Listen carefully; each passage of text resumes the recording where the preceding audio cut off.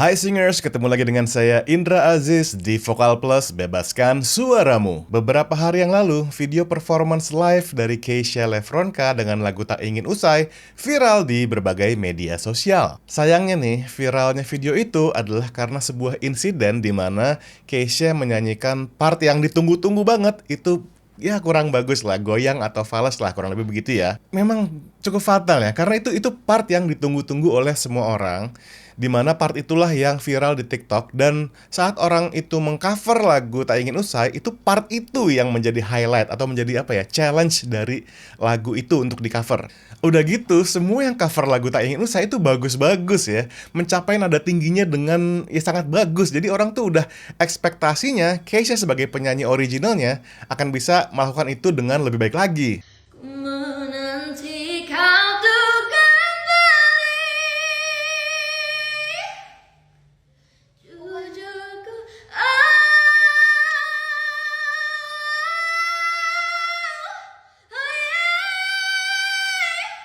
tinggalkan semua di sini.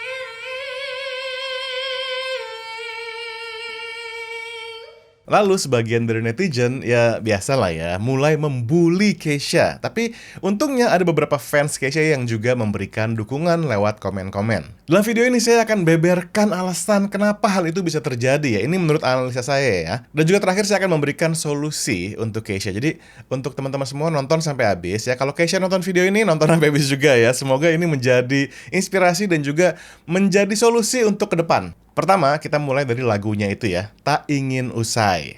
Lagu ini dimainkan di nada dasar C, kemudian naik setengah atau modulasi ke C sharp atau ke C crash ya. Nah, di part modulasi itu ada part yang tinggi banget.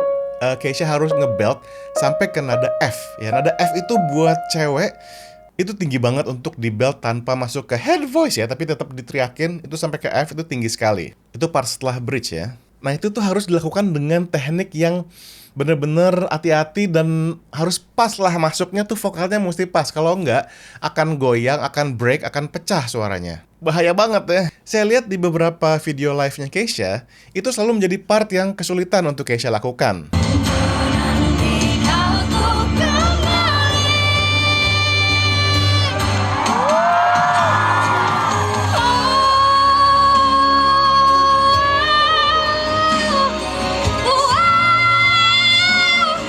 tinggalkan. Tetapi saat kondisinya bukan live, saat di studio, saat lagi rekaman, itu Keisha bisa ya. Contohnya di klip ini. Ku menanti kau tuh kembali.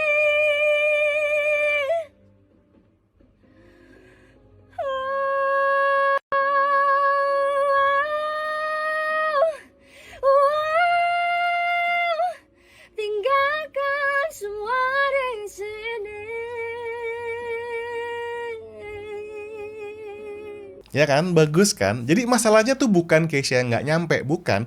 Keisha nyampe dan bisa ngelakuin hal itu, bisa kok. Jadi salahnya di mana dong? Oke, nonton terus ya. Pertama, yuk kita mundur ke tahun 2019 saat Keisha ikut audisi Indonesian Idol. Setiap peserta Idol itu saat audisi pasti akan memilih lagu yang paling nyaman buat dia, lagu yang merepresentasikan kemampuan vokal dan juga style nyanyinya. Saat itu Keisha memilih lagu Celengan Rindu ya. Jadi kalau saya mikirnya inilah sosok vokalnya Keisha tuh yang diwakili dengan lagu Celengan Rindu. Jadi stylenya tuh bukan yang belting akrobatik, melainkan yang easy listening kayak gitu. Sehingga memang style vokalnya Keisha tuh ke arah sana dari awalnya. Lagu Tak Ingin Usai ini saya nggak tahu apakah lagu ini ditulis sendiri oleh Keisha atau enggak. Yang jelas ini adalah jatuhnya lebih ke kayak ada part yang power ballad gitu loh, dimana Keisha mesti melakukan part belting nada tinggi yang panjang, dan itu yang mungkin sebelum-sebelumnya itu jarang dilakukan oleh Keisha di kesehariannya. Mungkin ya, karena saya melatih Keisha itu hanya di Indonesian Idol aja waktu itu. Yang pasti begini,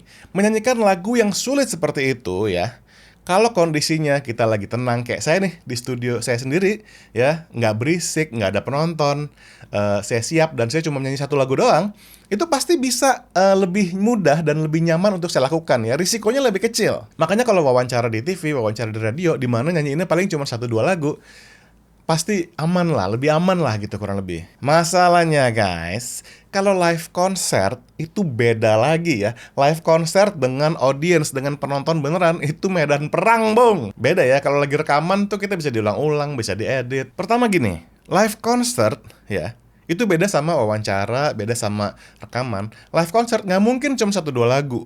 Pasti lebih ya, minimal 5 lagu ya, minimal. Dan lagu hits selalu ditaruh di paling ujung, di mana vokal si penyanyi udah capek, suaranya udah capek, udah nyanyiin beberapa lagu ya. Giliran suaranya udah capek, malah dikasih part yang susah dan tinggi. Ya, itu dia risikonya memang. Hal berikutnya, saat kita live perform di depan audience, itu ada adrenalin yang memicu, sehingga kita kayak menggebu-gebu, nafas kita juga menggebu-gebu. Dan yang paling parah adalah kadang-kadang masalah monitoring ya. Kita sering kali penonton berisik, environmentnya, sound systemnya nggak terlalu kedengeran. Dan yang paling parah, suara kita sendiri itu bisa-bisa nggak kedengeran saat kita nyanyi live. Jadi kita nggak tahu nih pitch kita bener apa enggak, kita udah pas apa enggak, kita nggak bisa dengar suara kita sendiri. Itu namanya masalah monitoring. Saya punya video menjelaskan secara lengkap apa fungsi monitor di atas panggung.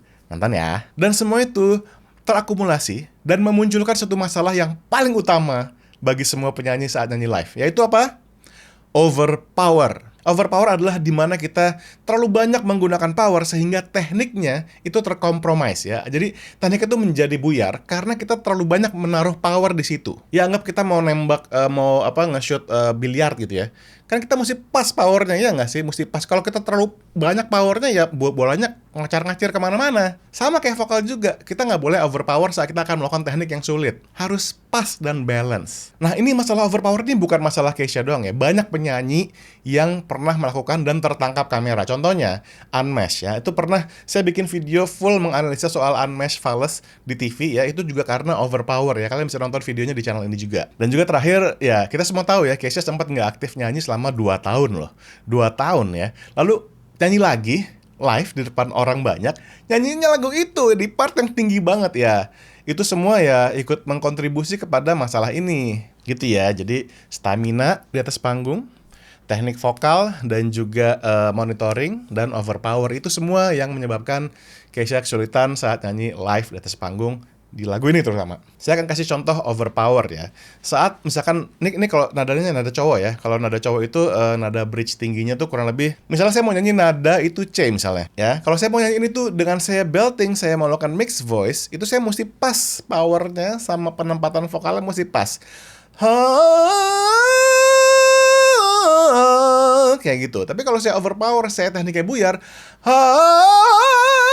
nggak bisa ya. Itu contoh overpower, yang mana tekniknya jadi buyar. Jadi solusinya bagaimana? Oke, saya punya beberapa saran untuk Kesha ya. Semoga ini bisa dipertimbangkan juga untuk Kesha dan juga music directornya. Yang pertama, sound check itu wajib ya. Pastikan monitor Kesha itu jelas.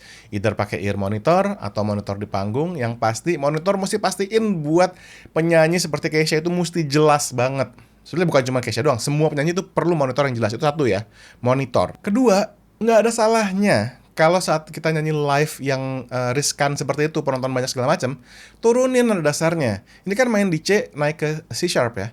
Turunin aja mulai dari B, lalu naik modulasi ke C, gitu. Turun setengah itu nggak akan, menurut saya, nggak akan merubah esensi lagunya kok. Dan ini bukan hal yang asing dilakukan oleh penyanyi-penyanyi profesional ya.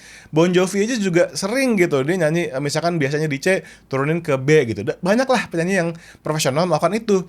Turunin dasarnya setengah aja. Itu akan sangat ngebantu Kesha kalau lagunya banyak ya. Lagunya banyak dan riskan, misalkan di depan TV segala macam. Turunin setengah deh. Saya yakin Kesha akan lebih mudah ngehit nada itu. Dan itu nggak akan ngerusak lagunya. Dan yang ketiga tentu Kesha juga harus latihan teknik vokalnya terus ya. Ingat-ingat tuh yang saya kasih tahu di karantina Indonesian Idol. Iya nggak sih, kamu 2 tahun nggak aktif nyanyi terus ya harus ditantang promo live lagu ini. Ya harus latihan teknik vokal ya, pernafasan, vocalizing semuanya. Tapi tenang aja, semakin sering kamu nyanyi lagu ini secara live, semakin badan kamu akan adjust dan kamu akan semakin terbiasa lah melakukan nada tinggi itu. Begitu ya, semoga saran dari saya bisa dipertimbangkan dan berguna buat kamu. Yang pasti selamat buat lagunya Tak Ingin Usai yang sukses besar ya, viral, semua orang suka dan memang lagunya keren banget, saya juga suka banget dengerinnya. Jadikan kejadian ini ya, video viral saat kita viral itu, aduh, zaman sekarang memang masalah banget ya. Jadikan kejadian ini sebagai pelajaran buat kita. Yang pasti hal ini akan memperkuat diri kamu dan membuat kamu menjadi lebih keren sebagai vokalis. Itu pasti. Oke teman-teman, kita dukung Keisha dan kita dengerin lagunya di berbagai streaming platform.